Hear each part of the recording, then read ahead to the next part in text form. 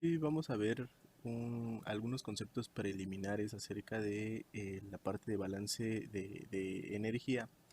El balance de energía, como habíamos platicado previamente, pues va a ser una herramienta que nos permita determinar en un sistema algunas propiedades y algunas cantidades que no son propiedades propiamente del sistema. Particularmente el balance de energía es una aplicación directa de la primera ley de la termodinámica, en el sentido que vamos a poder auxiliarnos de esta expresión para poder establecer un balance de energía, en donde básicamente nosotros determinamos que la diferencia de energía de un sistema, que propiamente aquí está escrito como la diferencia final menos la diferencia inicial de un proceso, va a poder ser descrita a través de la cantidad de energía que se transmite a través de un fenómeno de transferencia de calor, menos el trabajo pues bueno, ya sea que se realiza por el sistema o que es introducido al sistema. De esta manera, pues bueno, vamos a poder recordar que la diferencia de energía en un sistema, pues lo podemos expresar como las diferencias o las componentes correspondientes en la energía cinética, la energía potencial y la energía interna del sistema. Y pues bueno, esto va a ser igual a la diferencia del calor transferido, la transferencia de calor, menos el trabajo del sistema. La forma diferencial, bueno, siempre vamos a poder determinar o expresar estas expresiones de manera diferencial. Y justamente la forma diferencial de esta expresión, pues simplemente lo vamos a poder determinar como la diferencial de la energía, que bueno, esta energía representa propiamente la energía global del sistema. Y esto va a ser igual a la diferencial de la transferencia de calor menos la diferencial del trabajo. Recordemos que tanto la parte de trabajo como la parte de la función de la transferencia de calor, pues no son considerados propiamente como propiedades del sistema. Por eso escribimos esta delta, ¿no? que se ve con este símbolo, representando que a la hora de que nosotros tenemos que son funciones que propiamente no representan una propiedad del sistema, pues bueno, significa que el valor de estas funciones va a depender de la forma en cómo se lleva a cabo. Y bueno, esto significa que no lo podemos describir simplemente como una diferencia de un estado final menos un estado inicial, ¿no? Eso es importante de recordar. De tal forma que considerando pues esta forma diferencial, nosotros vamos a poder reescribir la expresión como la derivada de la energía respecto al tiempo, que esto constituye justamente la energía total que se tiene en un sistema, pues va a ser igual a la diferencial respecto al tiempo, la derivada respecto al tiempo del calor transferido menos la derivada respecto al tiempo el trabajo realizado, ¿verdad? Entonces, eh, estos dos lados de la ecuación van a ser importantes, ya que por un lado estamos describiendo toda la energía que tiene el sistema y por otro lado vamos a decir que va a ser equivalente a el calor que se va a transferir en el sistema o por el sistema y la diferencia, pues bueno, respecto a la función correspondiente al trabajo que se realiza en el sistema. Y pues bueno, recordando también que la diferencial de la energía total respecto al tiempo lo vamos a poder describir como la diferencial de las componentes de dicha energía, que sería pues bueno la diferencial de la energía cinética respecto al tiempo más la diferencial de la energía potencial respecto al tiempo más la diferencial de la energía interna respecto del tiempo. Y por tanto, nosotros vamos a poder determinar que si sustituimos estas diferenciales en la expresión de arriba, pues vamos a constituir que la expresión completa, la expresión global, pues bueno, queda como la diferencial de la energía cinética respecto al tiempo, más la diferencial de la energía potencial respecto al tiempo, más la energía perdón, más la diferencial de la energía interna respecto del tiempo va a ser igual a la diferencial de la transferencia de calor respecto al tiempo menos la diferencial del el trabajo respecto del tiempo. Como les comentaba al inicio, pues bueno, esta expresión nos va a permitir que si nosotros conocemos las componentes del sistema, las componentes de la energía del sistema, la manera en cómo se está transfiriendo el calor, pues bueno, eventualmente vamos a poder calcular la cantidad de trabajo que este sistema está realizando y bueno, también por otro lado, si nosotros conocemos el trabajo que se está realizando y la energía total del sistema, pues bueno, vamos a poder calcular la cantidad de calor que se está transfiriendo si nosotros sabemos o consideramos la forma, ¿verdad? La forma del proceso de estas dos funciones, ¿verdad? Recordemos que como no son propiedades del sistema, la transferencia de calor y el trabajo, pues bueno, necesariamente necesitamos conocer la forma en cómo se están realizando estas dos acciones. En el caso de la transferencia de calor, pues bueno, mencionábamos anteriormente que podemos tener la parte de conducción, convección, radiación, por ejemplo, y todas estas nos indican diferentes maneras en cómo se está realizando dicha transferencia y por tanto, pues también nos está señalando que en ese caso, pues bueno, vamos a tener diferentes caminos de transferencia y por tanto la magnitud de la transferencia pues no va a ser igual en en la misma magnitud en los tres casos. Eh, Hablando de la parte de balance de energía, pues bueno, va a ser muy importante la consideración de la frontera del sistema. Y para ejemplificar pues dicha importancia se tienen estos tres esquemas. El esquema A, el esquema B y el esquema C. En los tres esquemas se muestra exactamente el mismo sistema. ¿Qué sistema es? Pues bueno, tenemos un sistema, básicamente una cavidad, por así decirlo, ¿no? Una caja.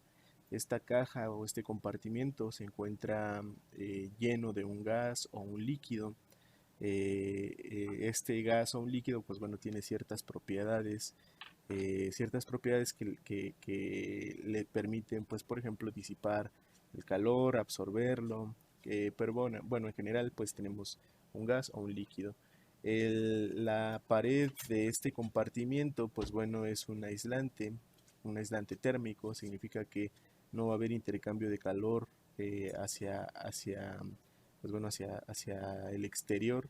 Sin embargo, incrustado en esta pared tenemos un trozo metálico, ¿no? Una pared metálica, un segmento metálico que está pues bueno, particularmente fabricado de cobre. La característica de este segmento de metálico, pues bueno, es que va a poder recibir una determinada corriente que se encuentra generada por un generador eléctrico que se encuentra representado, pues bueno, del lado derecho del compartimiento. Este generador, pues bueno, tiene atada una masa, de tal manera que en cierto instante de tiempo, esta masa se deja caer, provocando que haya un giro, ¿no? en un elemento conectado al generador eléctrico, y de esta manera se produce una diferencia de potencial. Esta diferencia de potencial, pues bueno, eventualmente recae sobre el trozo metálico de cobre, produciendo una determinada temperatura, un incremento de temperatura. Al estar en contacto la placa metálica con el gas o el líquido, pues bueno, va a haber un intercambio, una transferencia de calor por contacto, ¿no? Ya que este gas o un líquido no se encuentra fluyendo, sino que se encuentra estático totalmente.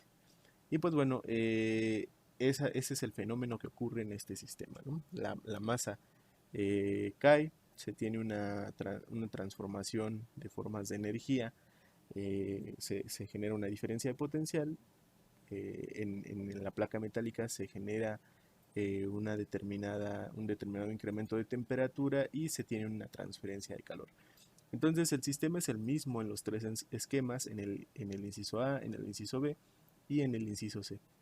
Sin embargo, en el inciso A nosotros estamos definiendo porque a la hora de que nosotros resolvemos problemas, pues bueno, nosotros tenemos la facultad de definir el límite o qué tanto vamos a contemplar del sistema para aplicar un balance de energía. De tal manera que en el inciso A, pues bueno, nosotros seleccionamos que la frontera del sistema pues se limite simplemente al contenido del gas o el líquido como se encuentra ilustrado en la parte punteada, ¿verdad? A través de esta zona punteada, eso representa el límite del sistema que nosotros vamos a analizar. Por lo tanto, a la hora de que nosotros definimos este límite, estamos excluyendo todos los elementos que no caen dentro de esta superficie que nosotros generamos de manera imaginaria. De tal manera que en esa parte, pues bueno, únicamente tenemos contemplado a el gas, ¿no? O el gas o el líquido. De tal forma que dicho gas o dicho líquido, pues en sí mismo va a constituir el sistema que se tendrá, ¿no? Es decir, el gas o el líquido es todo el sistema. Por lo tanto, nosotros vamos a saber, ya que explicamos la naturaleza del sistema, pues que va a haber una transferencia de calor eventualmente, ¿verdad? Porque tenemos una diferencia de potencial. Esta diferencia de potencial va a calentar la superficie metálica y se tendrá una transferencia de calor por conducción. Por lo tanto, en este sistema pues no vamos a tener un trabajo propiamente, ¿verdad? En este sistema, bajo las consideraciones de los límites que hemos colocado, no tendremos un trabajo. Ahora, ¿qué pasa si nosotros expandimos, por así decirlo, el límite que generamos de manera imaginaria? Pues bueno, dicho límite en esta ocasión, si suponemos que ahora pasamos al inciso B, pues bueno, generamos que el límite ahora se encuentra fuera de las paredes aislantes del recipiente, pero sin contener al generador eléctrico ni a la masa. Entonces vamos a tener que la parte pues bueno, la parte de transferencia de calor, como estamos contemplando ahora un sistema aislado y las paredes aisladas, pues va a ser igual a cero. ¿Por qué? Porque la temperatura que tengamos interna en el sistema no va a ser transferida hacia el exterior del contenedor, ¿cierto? ¿Por qué? Porque estamos definiendo pues que tenemos una pared aislante. Por lo tanto, la transferencia de calor va a ser igual a cero. Ahora, ¿qué es lo que vamos a tener en la parte de trabajo? Pues bueno, ahora vamos a considerar que como en el sistema está ingresando una diferencia de potencial y la diferencia de potencial pues propiamente se genera por efecto del generador eléctrico que bueno, a su vez pues bueno, recordamos que la naturaleza del sistema nos indica que es debido al movimiento de una masa, pues vamos a decir que vamos a tener una cantidad determinada de trabajo que se encuentra ingresando al sistema. Y bueno, esta cantidad de trabajo va a generar un incremento de temperatura, pero el incremento de temperatura dentro del sistema y a través de nuestras consideraciones de los límites del sistema, pues va a generar que se tenga una temperatura constante y esta temperatura no escape del sistema. Por lo tanto, decimos que de manera general, pues bueno, vamos a tener que una transferencia de calor pues no va a existir, pero sí va a existir una magnitud de trabajo. Ahora, ¿cuál sería el último caso? Es decir, contemplar cada uno de los elementos que se encuentran integrados en el sistema global, que se encuentra ilustrado por el inciso C del sistema. Pues bueno, aquí tendríamos que vamos a tener la misma pared aislante, el líquido o el gas, y pues bueno, el generador eléctrico. En este sentido, pues bueno, ya vemos que ahora tenemos la pared aislante, pero tenemos otros elementos adicionales. Por lo tanto, vamos a considerar que también en el caso de la transferencia de calor, no va a haber una transferencia de calor como tal. ¿Por qué? Porque seguimos teniendo una pared aislante, entonces la parte del líquido del gas va a tener una temperatura, esta no se va a propagar hacia el exterior, Y bueno, en el caso de que ahora tendríamos un trabajo, pues vamos a decir que el trabajo también va a ser igual a cero. ¿Por qué? Porque anteriormente, pues bueno, teníamos una diferencia de potencial que entraba al sistema en el inciso B, pero no sabíamos de dónde se generaba esta diferencia de potencial. Podríamos decir que se generaba espontáneamente desde el punto de vista de análisis del sistema, en cómo nosotros colocamos la frontera del sistema, ¿verdad? Pero en este caso, como ya sabemos en el límite del sistema, ya estamos contemplando el origen de, de dicha diferencia de potencial, pues ahora estamos considerando que el trabajo que se lleva a cabo en la traslación de la masa, por ejemplo, ¿no? O aquellos elementos, por ejemplo, si esta masa, así como la tenemos ilustrada, en lugar de ello fuera una rotación del disco directamente, pues también va a venir involucrado un trabajo. Por lo tanto, vamos a saber pues que esta acción debe de ser o la parte del trabajo debe ser proporcional, debe de cumplir ciertas reglas para que no tengamos un trabajo excedente o un trabajo faltante y que todo quede balanceado, ¿no? Por esta razón vamos a considerar que la magnitud del trabajo pues va a ser una constante, ¿no? La magnitud del trabajo total. Y de esta manera, pues bueno, decimos que el trabajo va a ser igual a cero en este caso y la transferencia de calor va a ser igual a cero también. De esta manera, pues bueno, estos tres esquemas ilustran la importancia que va a representar para nosotros el definir una frontera del sistema a analizar para el análisis propio del balance de energía. Que bueno, dependiendo de cómo posicionemos la frontera del sistema a analizar, pues va a depender las consideraciones que nosotros tengamos que hacer en la parte de si tenemos o no tenemos una transferencia de calor o un calor, sí, una transferencia de calor determinada del sistema o si tenemos un trabajo determinado en el sistema. En el siguiente video vamos a analizar algunos ejemplos particulares de la solución de problemas a través de las consideraciones de balance de energía y también considerando pues los conceptos de los cuales hemos platicado anteriormente.